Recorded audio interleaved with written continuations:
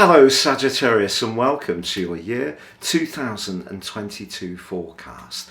This is for the Sun or the Ascendant. Now what I'm going to do is outline the structure of this forecast to you first of all. I'm going to be looking at the solar return at the start of the year, which is particularly helpful to your sign. Now we do have some major themes in terms of planetary positions, with Pluto, Saturn, Neptune and Uranus all staying put from last year, but Jupiter, your wonderful ruler, does move on the 10th of May into your glorious 5th house, your sister fire sign of Aries. So that's really exciting for you. But the North Node moves into the sign of Taurus on the 19th of November.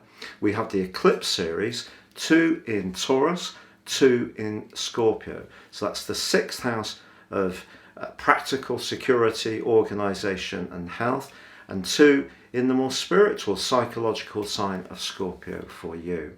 We also have your new moon, which occurs on the 23rd of November. That's really exciting. Can't wait to tell you about that. And the solar return, which I'm going to share on the screen shortly, provides the background energy for the whole of the year. Now imagine going to an art class and the tutor getting you to put a watercolour on your canvas, taking your charcoal, outlining the image.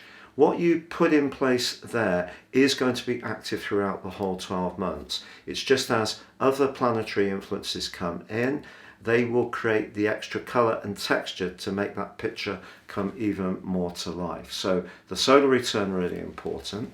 But I mentioned the eclipses before, but there was one in the sign of Sagittarius on the 4th of December. And that was last year, 2021, but that provides a backdrop for the first 5.5 months.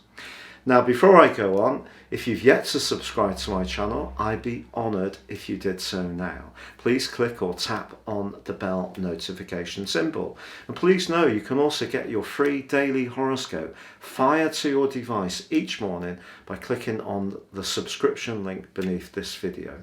Also, if you would like to ascend above Zodiac forecasting and understand what year 2022 will mean for you as an individual based on your time, date and place of birth, you can order your 2022 forecast. If you do it in 2021, I give you the rest of that year free. You'll get a character analysis as well, plus 30% off.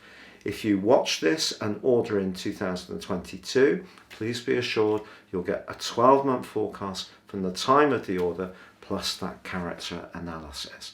So let's first of all look at that solar eclipse in your sign of the 4th of December 2021. Because not only was the Sun and the Moon together in your sign, Mercury, the planet of communication, was also very close to them as well. Now Mercury, technically in astrology, is debilitated in your sign, but I think it's one of the weaker debilitations. I actually really like Mercury in Sagittarius because you have that natural ability to absorb information. You're always curious, and I love that about Sagittarius people. So the fact that Mercury's there just means that your mind is going to be stepping up a gear in the first 5.5 months of this year. Expect to be more agile and also wanting to assert your individuality in a much more robust way. So that's exciting. But also on that solar eclipse, Venus, the planet of love and affection, is in your 2nd solar house alongside Pluto. Don't be surprised if your financial situation is transformed in the year ahead. I know Saturn being in the sign of Capricorn was quite bruising for a lot of Sagittarius people, be it Sun or Ascendant, in terms of income, but I think there's an opportunity to bounce back in a significant way this year, so that's really exciting. Let's fast forwards now to the turn of the year. On the screen you can see your personal solar return. As usual, Capricorn, the Sun is in Capricorn, which is your 2nd solar house, but there's Venus and Pluto together again, but you can see there's a little RX by Venus. That means retrograde. The retrograde began on the 19th of December. Now I want you to know that even though the retrograde is there and that can cause things to slow down, it is also an opportunity to revisit your sense of values. And because Venus is alongside Pluto, Pluto is very much about the depth of situations. Okay, it can be about the underworld. It can also be where people will use the dark arts to get where they want, particularly around Venus. So just be aware, you could encounter someone this year who's very charming, but they may have an agenda. And that could be about a financial or even romantic opportunity. So just be aware of getting beneath the surface. But that's where Pluto can help you.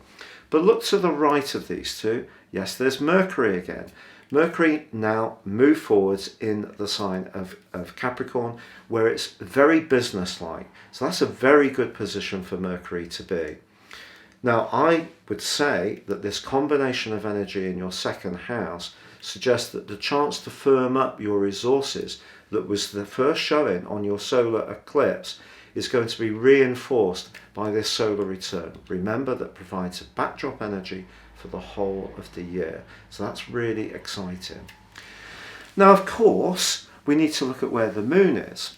The moon's in your sign at the turn of the year, very close to the rather robust and desirous Mars. So moon conjunct Mars can be a little bit volatile. But I think that this just gives you more encouragement to stick up for what you want. So do recall that throughout this year.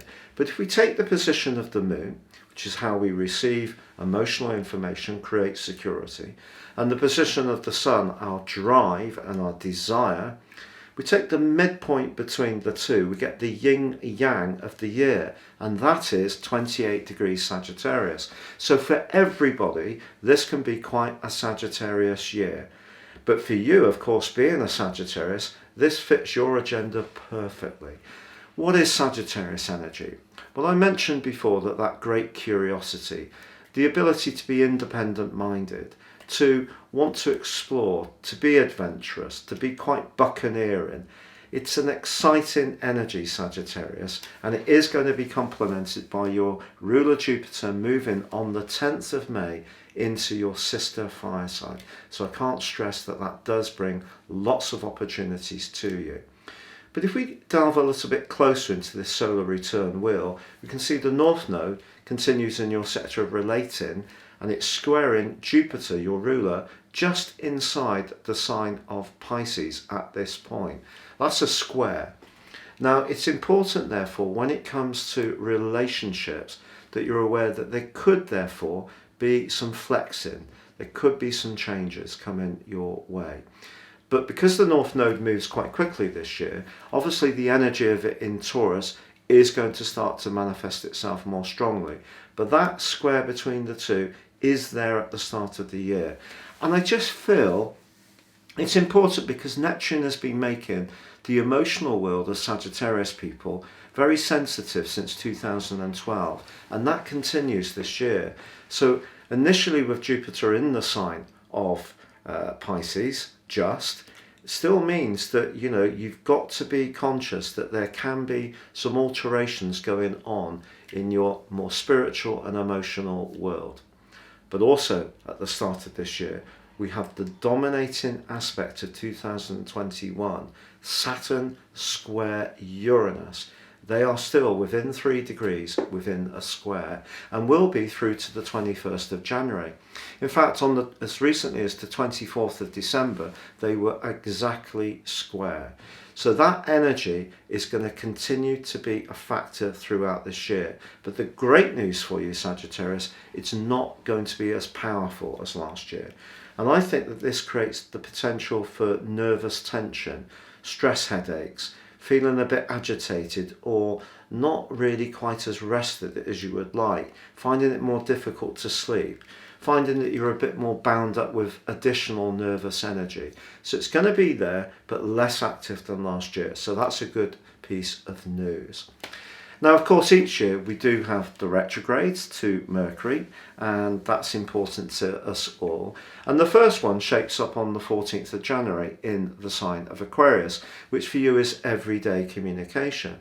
But by the 3rd of November, it's reversed back into the sign of Capricorn, which is about those everyday finances. So just be aware, the communication you have through the Mercury patterns this year are all going to start off in quite a constructive way. First of all, the 3rd house of everyday communication, the 10th of May in the 7th house of relating before it returns to the 6th house of practicalities. And then in September, we've got the Mercury retrograde in your sector of friendship, then returning to your sector of worldly interactions. There's a pattern here. Each air interaction ends up as an earth interaction. So it's important to know that when you're exchanging ideas or having conversations with people, always look to what tangible benefit you can gain this year. I do think that's going to be critical for you. Now, the other thing to tell you as we make our way forwards into this year is that the energy of Mars is going to be particularly feisty around relationships, particularly from the 20th of August. Now, because Jupiter moves on the 10th of May into your sector of romance, but Mars is in your sector of relating, it's important to understand the difference between the two.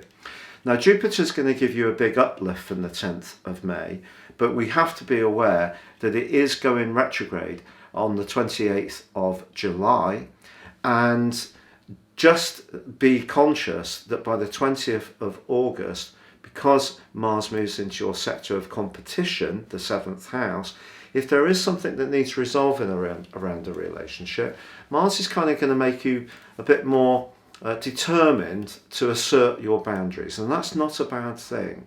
But also on the 28th of October, Jupiter rewinds back into your sector of emotion. So that if there is something around a relationship that's not working so well, and it's going to really see you thinking about that right through till December the 21st, when it returns back into the sign of Aries. I do feel that some astrologers on YouTube particularly will put a lot of emphasis on Jupiter in the sign of Aries this year for you, but you can see there are some challenges to the process. So what happens with Mars is that at the end of October, it slams on the brakes too, goes into a retrograde for the last quarter of the year. So just be conscious that the last 2 months and 2 days of the year. So just be conscious that when it comes to relationships, yes, there are opportunities, but what Jupiter can do is make us think that everything is possible, when really we need to be keeping one toe on terra firma and hoping that things are possible, but also being realistic as well. And that prevents us getting so disappointed. Now, I mentioned to you about the eclipses. And the first one occurs on the 30th of April, but it is going to be combining with Uranus. Uranus is the planet of freedom, but also the planet of truth. And it's been in your sector of your physical health for around about 3 years. And it's going to be there all this year. Because the North Node joins up with Uranus in the sign of Taurus on the 19th of January, I think you're going to be thinking a lot about balancing your physical and emotional health all through this year. And you get the first opportunity on the back of this eclipse. The 6th house is about where we can look at diet, in terms of nutrition, exercise, in terms of life organisation. If we're doing a job that is satisfying and we help people, you're going to embrace these eclipses, the North Node and Uranus, a lot. But Uranus being in your 6th house suggests that maybe there is still some change that's going to be heading your way around your work. And with Uranus clustered with the Sun and also the Moon at the point of the eclipse at the end of April, the following 6 months could be a time of new beginnings. Just prepare yourself for that, because as soon as May the 16th, there's a lunar eclipse in a much more psychological part of your scope. And if there's one thing I would say about Sagittarius energy, not people, because many people can have Sagittarius energy and not be Sagittarius Sun or Ascendant. For example, if people have a lot of 9th house in their chart, or Jupiter is very dominant in a fire sign, or you're somebody who has some key personal planets in the sign of Sagittarius, that would make you a more Sagittarius type of person. So Sagittarius people have such an appetite for exciting new possibilities that sometimes can be a bit quick to forget about some of the emotional issues they encounter, because they just want to forget them and move on to something brighter and bigger. And that's a very great attitude to have, because life obviously does test us at times. The problem with that approach is it can lead to an accumulation of emotional bits and pieces of debris that are not properly sorted through and released. So the lunar eclipse of the 16th of May and also the solar eclipse of the 25th of October are going to give you a glorious opportunity to do precisely that. But that second one, the solar eclipse, also embraces Venus. So there could be something around a relationship in the last part of this year, especially with Mars in retrograde, which gives you a lot of food for thought. And it's possible in some situations you will decide to call it a day. In other situations, someone new can come into your world, but maybe in a low-key, even discreet, even clandestine way. That is possible. There is on the 8th of November another lunar eclipse, but back in the more practical side of your situation. So you've got a bit of a competition going on all this year. The solar eclipse in your sign late last year is asking you to focus on your individuality and resources. The solar return is very much the same pattern. Be an individual, get in your financial situation sorted. But as the year goes on with the North Node, Uranus, the eclipse series, it's all about balancing the physical with the spiritual. You can't exist properly without making all of it holistic to you. So if you're too caught up in retreat, meditation, but not living in the world in the practical context, the Taurus eclipses are pushing you to be real about that. If you're someone who wants to forget all the pain and hurt that you may have experienced in your life, just focus on working hard, getting fitter, running ever faster, to the clock in order to make your life more successful. I feel that you could get tired and weary at points this year. So it's about integration, essentially. Now, of course, Mars in the sign of Gemini is also very good, actually, if you are somebody who wants to be more sporty, because Mars in Gemini is great for moving around quickly, but for you it's the 7th house. So you may want to move around quickly around relationships. So if you're more free and in between a serious involvement, I think the last half of this year could be a time of quite great passions, particularly with Jupiter making you feel absolutely gorgeous. And I have to tell you that the new moon in your sign, which occurs on the 23rd of November this year, does forge a trine with your ruler Jupiter. But Jupiter by then is not in your sister fire sign of Aries. It's actually reversed back into Pisces, so it's not what's known as a dissociate trine. It's not quite 120 degrees, but it's pretty close. It's just that Jupiter is in the other sign that it governs, the sign of Pisces. So yes, that new moon can give you the opportunity to be bold, dashing, glamorous, alluring, but just keep watching those emotions. So whether it's through the eclipse series or whether it's through Jupiter eventually going into retrograde and returning to the sign of Pisces, with Neptune there all year as well. Neptune has been so influential over the last few years. Most astrologers put more of the emphasis on Uranus, but Neptune is incredibly important too. I will be doing some specials. So that pretty well gives you your year. It's an exciting year for you, Sagittarius, and I do feel one that you can be really pleased about in terms of your finances. It could get quite sensual at times, but I think it's about integrating the physical, emotional and spiritual elements of your life. If you would like to ascend above this zodiac sign forecast and understand what this year will hold for you as an individual based on your time, date and place of birth, please check out my special offer below of 30% off. But for now, have a wonderful year, take care, good luck and goodbye.